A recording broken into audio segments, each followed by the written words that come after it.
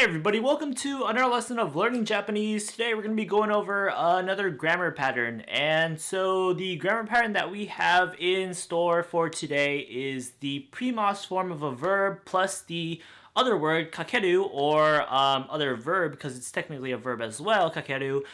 Together, those two kind of phrases are going to mean to begin doing that first verb, or to start doing that first verb. So this grammar pattern that we have right here is, of course, very similar to one that we've covered before a pretty long while ago, and that was the similar construction of pre-mas form of a verb plus the other word slash verb in and of itself, hajimaru, which means to begin or to start, to, well, mean to begin doing that verb or to start doing that verb. So with all that said, these two grammar patterns seem pretty identical to each other, but we of course are going to establish the clear-cut distinction between them right now, and that is that with the pre-mas form of verb plus the word hajimaru, which means to begin or to start doing that verb, that grammar pattern right there is going to kind of represent a more general way of saying just that, to start doing something or to begin doing something. On the other hand, with the grammar pattern that we're going to be talking about today, specifically the pre-mas form of verb plus the word kakeru, we have this kind of more specific nuance of that verb is going to begin or start being done, but for the most part, it doesn't quite finish. So in line with that kind of concept right there, some other translations of this grammar pattern could be things like on the verge of doing verb, about to do verb, to get halfway into doing verb, to almost do verb, etc. Okay, so that should be enough context information that we need for this grammar pattern. So what we're going to do now is we're just going to outline the construction of it real quick, and then we'll jump into our example sentences. So for the construction, like I said at the beginning of this video and multiple times after that, we have the verb that we want to use, the verb that we want to say we started doing that verb or we began doing that verb. We're going to turn that verb into its pre-mas form, which just means the mas form, and drop the mas in that. Then we have the pre-mas form. Right after that, we just plug in the word kakeru, and then if we want to conjugate kakeru into whatever form, past tense, or something like that, we can do that too. Another way that we can kind of use this combination here is by having the pre-mas form of that first verb. Then instead of kakeru, we can plug on kake plus the particle no, and this will kind of be used to modify a noun. So when we say something like the pre-mas form of a verb, kake no, then noun, that's basically going to translate to the noun, whatever that noun is that we use, that the subject of the sentence started doing verb with. So if that was kind of too confusing to comprehend, don't worry about that. We're going to jump into some examples now, and some of those examples will be examples of both of those constructions. So let's go. Okay, so for our first example sentence, we're going to start off with the easiest one. And so what we're going to do is just going to have basically a two-word sentence, and that is going to be wasure kaketa. So this line right here went by rather quickly, but what it's going to translate to basically is just quite simply, I almost forgot. So let's just break it down real quick to see how it's translating to that. So first up, we just have this exclamation of and that's not really a word, it's just kind of a sound that we make to express surprise or something. So I said this was basically a two-word sentence, and then I just said that's technically not a word, but I was considering that a word technically.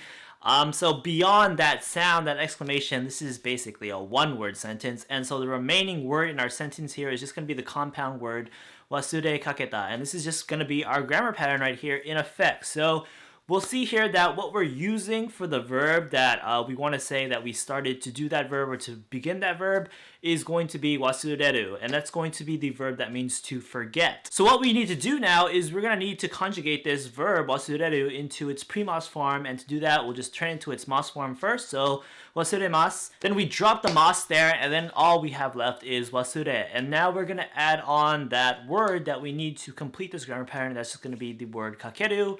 So wasure kakeru. But now what we're going to do is we're going to conjugate kakeru, or that compound verb of wasure kakeru, into its past form, because we want to say this thing that we almost did or began to do happened in the past. So that's going to turn into wasure kaketa. And so if we want to translate this literally in the sense of pre-mas form of verb plus kakeru means to begin to do the verb, then this would mean something like I began to forget. However, we want to be more natural than that because that sounds pretty darn awkward. And like I said, there is the nuance of the kakeru grammar pattern here that differs from the hajimaru one, which means to not quite finish doing that verb after you began it. So instead of saying I began to forget, this is going to just translate to I almost forgot, as in you started forgetting, but somehow you ended up not completely forgetting, and so therein you almost forgot. Had we used the other grammar pattern, pre-mas-form of a verb, or specifically pre-mas-form of wasureru plus hajimaru, that would not have translated to quite the same meaning. Okay, now we're going to move on to our next example sentence, and we're going to kind of go for a more full-fledged sentence now. And so for our line, we have yomi kakete iru hon wa kitai ni hanshite omoshiroku nai. Okay, so first of all, this line right here is going to translate to something along the lines of the book that I have started reading isn't as interesting as I had hoped. Okay, so that's a perfectly plausible thing for someone to say in an everyday life conversation. So now let's just look at the Japanese again and break it down to see how it's kind of turning into this meaning. So we're taking a look at this line right now in its Japanese, and the first thing that we should notice is that the first thing that appears in the sentence is actually going to be our grammar pattern here. So our first part we see is going to be the phrasing yomi kakete iru, and this is going to be basically this grammar pattern using the verb yomu, which means to read, plus, of course, kakeru, which is part of our construction here, conjugated into its te plus iru form. So we see here that yomu turns into its mas form, yomimasu, drop the mas, so we have yomi, that's the pre-mas form.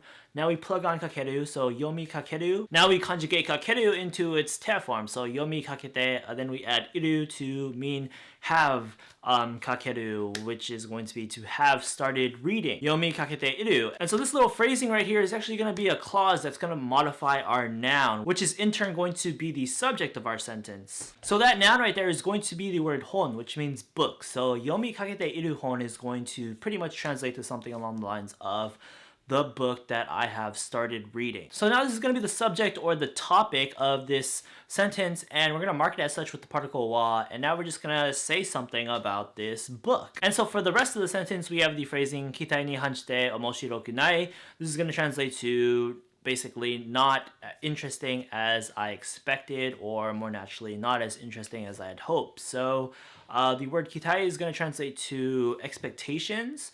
We have the other grammar pattern ni hanshite, which means basically contrary to or opposite to.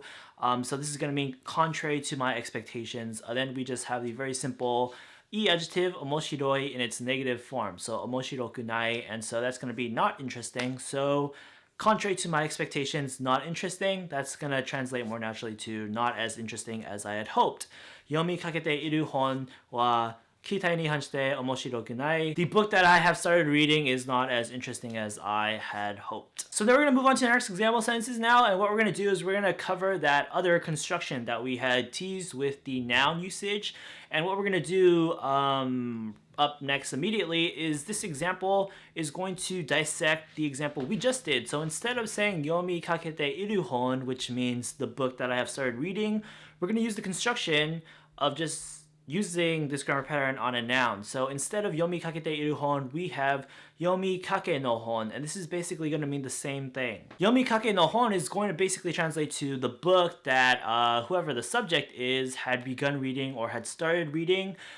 This kind of wording that we have here is kind of more representative of kind of adjectives or nouns. So instead of translating it to like a very clause-like phrasing such as the book that I had started reading, we can kind of just make it more simplistic and say something like half-read book or partly read book. Our next example can kind of give us another better idea of that. We have the wording tabe kake no hamburger, and this is going to basically be half-eaten hamburgers. So we can kind of see here that given that the construction is kind of just this very simple pre-mas-form verb plus kake no and then the noun, we don't really need to make the English translation of that too wordy, such as saying the hamburger that had begun being eaten or had started being eaten. We can just say half-eaten hamburger or something like that. Okay, so now we're going to move on to our next example sentence, and we're going to do another basically full-fledged example sentence. And so for our line, we have shukudai o shikaketa ga nokotta bun ga sugoku muzukashii. And so what this line right here is going to translate to is basically something along the lines of I had started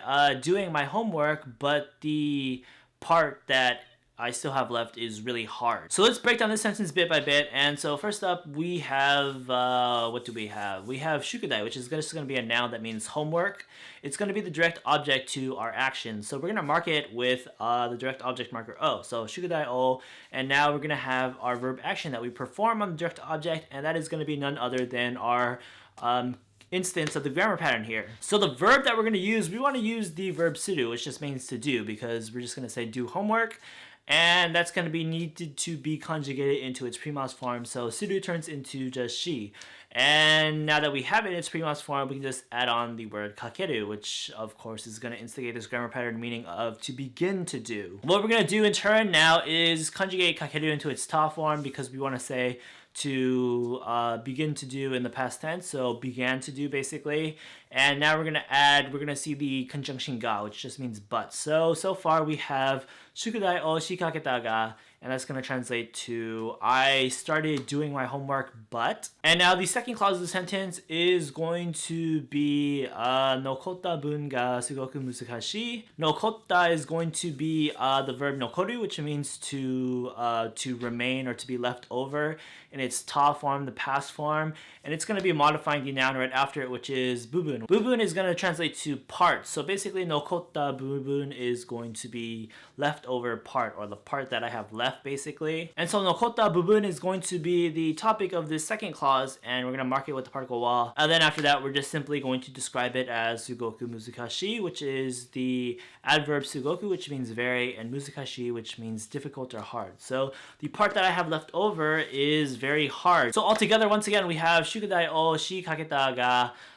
nokotta bubun ga sugoku muzukashii. This is going to translate to I started doing my homework, but the part that I have left over is very hard. So we can kind of see here how the statement that we're making in this sentence kind of reinforces the idea of how the grammar pattern pre-mas-Form verb plus kakeru means to start to do something, but it doesn't necessarily mean that you finished doing that thing. Maybe you just almost did it. You were on the verge of doing it. This is what's happening here with the doing of the homework. I started doing my homework, but I didn't finish it. The part that I have left over was hard. Okay, so that's actually going to be where we're going to end this lesson now. We went through a couple example sentences, but we actually have more in the description below, unless the description turned out to be too long for the character limit. But if that is the case, we'll have it on our official website with the post about this grammar pattern. So if you need more example sentences, check that out.